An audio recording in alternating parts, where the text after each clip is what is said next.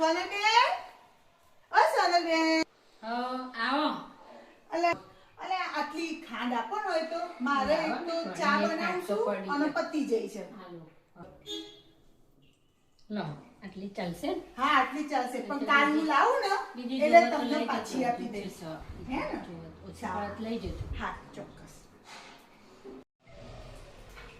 સોનલબેન, ઓ સોનલબેન, આવો બોલો.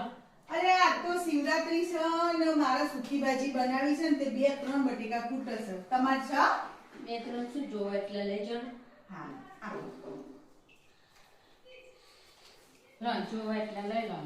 આ હું કાલ લાવું ને એટલે તમને આપી દઈશ. કશો વાંધો નહીં, એમાં શું. બસ.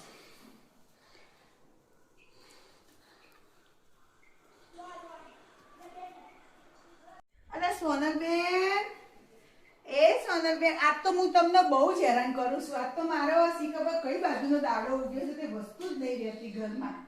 તારે આપો ને 2-3. એમાં શું, લો લઈ જાઓ જોવો એટલા. બધે જોઈએ છે. લઈ જાઓ જોવો ઘણા પડ્યા. અને કાલ હું આપી દઈશ હો તમને. કશો વાંધો નહીં, એમાં શું લેવાનું હોય. હવે આટલી વસ્તુમાં ના લેવાનું હોય. ના ના આપવું પડે પાછું. ના લે, આપવું પડે. બેટા બેટામાં શું લેવાના. હા હેડો હો. હા આવતા નહીં લેવા, નહીં લેવા. મમ્મી, આ દેવર માસી રોજ રોજ આપણા ઘેર શું વસ્તુ લેવા આયા કરે છે? આપણા ઘરનો મોલ સમજીને રાખ્યું હશું. ઓહો, આજ તો પાછા 3 વાર આયા. 3 વાર આયા લેવા. બાપ રે. પણ જો તું આજે તો હું એમને એવો સબક શીખવાડવાની અને જોજે તું. रुको जरा सबर करो. દેવલબેન તો જા. હો બોલો સોનલબેન. થોડું તેલ ભર્યા લો ને, મારા મહેમાન આયા ને એક ટીપુય તેલ નહીં હાથતો.